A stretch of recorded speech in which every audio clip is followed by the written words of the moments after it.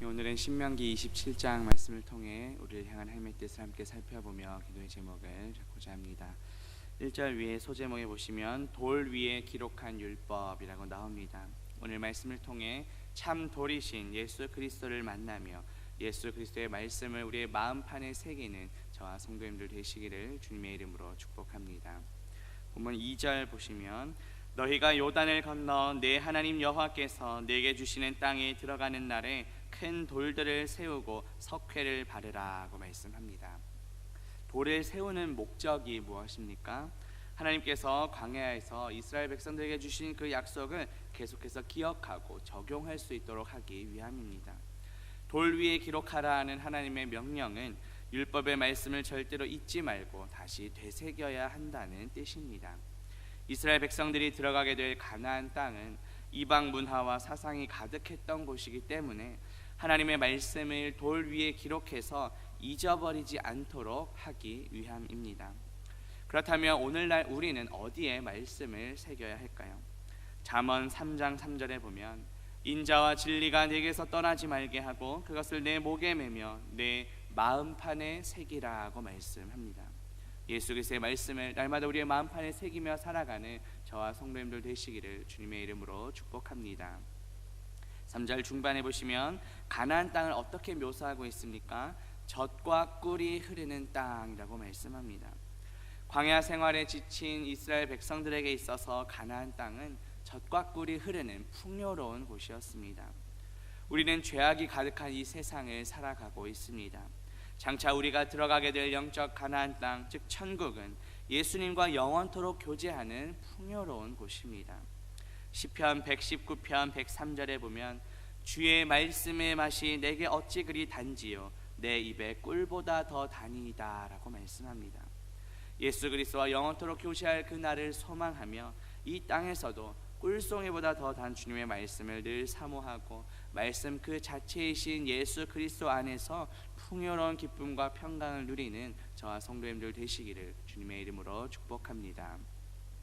모세는 이제 요단을 건너가게 되면 그 돌들을 어디에 세우라고 명령합니까?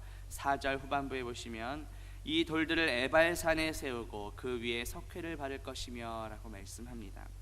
에발이라는 단어는 나뭇잎이 없는 벗겨진이란 뜻입니다. 실제로 이 에발산도 풀과 나무가 거의 없고 온통 들과 바위로만 뒤덮여 있는 산입니다. 세겜 남쪽에 위치한 그리심산과 마주보고 있는데 이 그리심산의 그림자 때문에 거의 에발산에는 그늘이 드리워져 있는 그런 산입니다. 그리심산은 나무와 숲이 울창하여 항상 햇빛이 많이 비쳤기에 축복의 상징으로 여겨졌던 반면 이 에발산은 저주의 상징으로 여겨졌던 산입니다.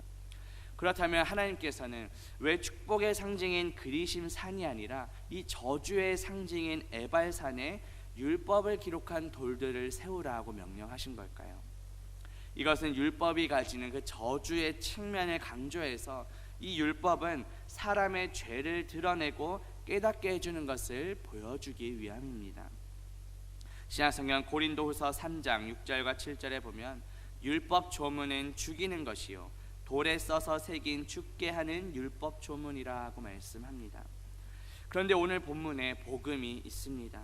이 율법이 기록된 곳 바로 옆에 무엇이 세워집니까? 바로 제단이 세워집니다. 본문 5절 보시면 또 거기서 내 하나님 여호와를 위하여 제단 곧 돌단을 쌓되 그것에 쇠 연장을 대지 말지니라고 말씀합니다. 율법이 기록된 곳 바로 옆에 제단이 세워진 이유가 무엇일까요? 물론 이 율법은 우리의 죄를 깨닫게 하는 그런 역할과 기능을 합니다. 하지만 그 율법 자체가 우리를 죄에서 구원해 주지는 않습니다. 오직 예수 그리스도의 십자가 제사만이 우리의 죄를 사해 주십니다. 오직 예수 그리스도로 말미암아 우리는 모든 그 율법의 저주에서 속량받게 되었습니다. 신약성경 갈라디아서 3장 13절에 보면 그리스도께서 우리를 위하여 저주를 받은 바 되사 율법의 저주에서 우리를 속량하셨으니 기록된 바 나무에 달린 자마다 저주 아래에 있는 자라 하였음이라 하고 말씀합니다. 우리가 받아야 할 저주를 예수 그리스도께서 대신 받으셨습니다. 이번 주일 설교에서도 들은 것처럼 예수님께서 돌 맞을 거리만큼 떠나 기도하셨던 이유가 무엇입니까? 돌에 맞아 죽어 마땅한 우리를 대신하여 친히 저주받으시고 우리의 모든 죄를 짊어지시기 위함이었습니다.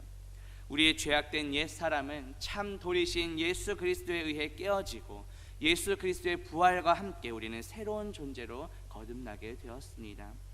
십자가에서 우리 대신 모든 저주를 받으시고 우리의 죄를 속량하신 그 예수 그리스도의 은혜에 감사하는 저와 성도님들 되시기를 주님의 이름으로 축복합니다. 5절 후반부에 보시면 제단 곧 돌단을 쌓되 그것에 쇠 연장을 대지 말지니라고 말씀합니다. 앞서 2절부터 4절까지에 나왔던 돌은 율법을 기록하기 위한 돌이었습니다. 반면에 지금 5절에 나온 돌은 하나님께 제사를 드리기 위한 그 돌 제단을 가리킵니다.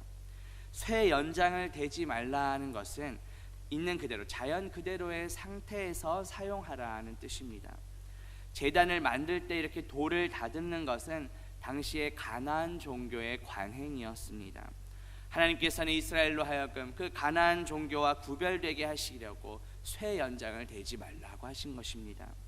있는 모습 그대로 제단을 만들라고 하신 것은 어떤 인위적이고 가식적인 예배를 해서는 안 된다는 것을 교훈하고자 하신 것입니다. 우리의 삶의 모습, 우리의 예배의 모습은 어떠한지요? 인위적이거나 가식적인 것이 아니라 영과 진리로 진실하게 드려지기를 주님의 이름으로 축복합니다. 본문 6절 말씀 보시면 너는 다듬지 않은 돌로 내 하나님 여호와의 제단을 쌓고 그 위에 내 하나님 여호와께 번제를 드릴 것이며 라고 말씀합니다. 이것은 출애굽기 20장 25절의 말씀을 떠올리게 합니다. 출애굽기 20장 25절에 보면 내가 내게 돌로 제단을 쌓거든 다듬은 돌로 쌓지 말라 내가 정으로 그것을 쪼면 부정하게 함이니라 하고 말씀합니다. 다듬은 돌은 우리 인간의 행위를 의해서 구원받을 수 없다는 것을 보여줍니다. 구원은 인간의 행위가 아니라 오직 주님의 은혜로 받습니다. 다니엘서 2장 34절 35절에 보면 손대지 아니한 돌이 나와서 신상의 쇠와 진흙의 발을 쳐서 부서뜨림에 우상을 친 돌은 태산을 이루어 온 세계에 가득하였다 하고 말씀합니다. 다니엘서에 나오는 이 손대지 아니한 돌, 우상을 친 돌은 곧 예수 그리스도를 가리킵니다. 오늘 본문에 나온 이 다듬지 않은 돌 역시 예수 그리스도를 가리킵니다. 다듬지 않은 이란 말은 손상되지 않은 완전한 이란 뜻입니다. 이 단어는 평화를 의미하는 그 히브리어 샬롬과 어근이 같습니다. 또 오늘 본문 7절 앞부분에 이제 화목제가 나오는데 이 화목제 역시 평화를 의미하는 히브리어 샬롬에서 파생된 단어입니다. 하나님과의 언약 관계를 지킬 때 우리 안에 얻어지는 그 마음의 평화를 가리킵니다. 예수님께서는 다듬지 않은 돌이시기에 고운 형체도 없고 아름다움도 없어서 건축자들에게 버림을 받으셨습니다. 그러나 하나님께서는 그 예수 그리스도를 모퉁이 돌로 삼아 주셨습니다. 우리는 본래 하나님과의 관계가 단절된 죄인이었습니다. 하나님과의 원수였습니다. 그런데 다듬지 않은 돌, 모퉁이 돌이신 예수 그리스도의 그 십자가를 통해 하나님과의 관계가 다시 회복되었고 하나님과 다시 화목하게 되었습니다. 예수 그리스도 안에서 참 평화를 얻게 된 것입니다. 신약성경 에베소서 2장 16절과 20절에 보면 십자가로 이 둘을 한 몸으로 하나님과 화목하게 하려 하심이라 원수된 것을 십자가로 소멸하시고 그리스도 예수께서 친히 모퉁이 돌이 되셨느니라 하고 말씀합니다.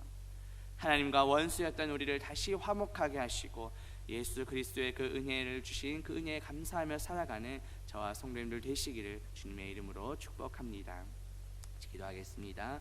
하나님 아버지, 오늘 말씀을 통해 예수 그리스도께서는 십자가에서 모든 율법을 다 이루시고 우리 대신 모든 저주를 다 받으심으로 우리를 하나님과 다시 화목하게 해주셨음을 깨닫게 하시니 감사합니다. 우리의 어떠한 행위가 아니라 오직 십자가의 은혜로 우리를 죄의 저주에서 속량하시고 구원해 주시니 감사합니다. 값없이 받은 은혜에 감사하며 날마다 예수 그리스도의 말씀을 우리의 마음판에 새기며 살아가는 우리 모두가 되게 하옵소서. 예수 그리스도의 이름으로 기도합니다. 아멘.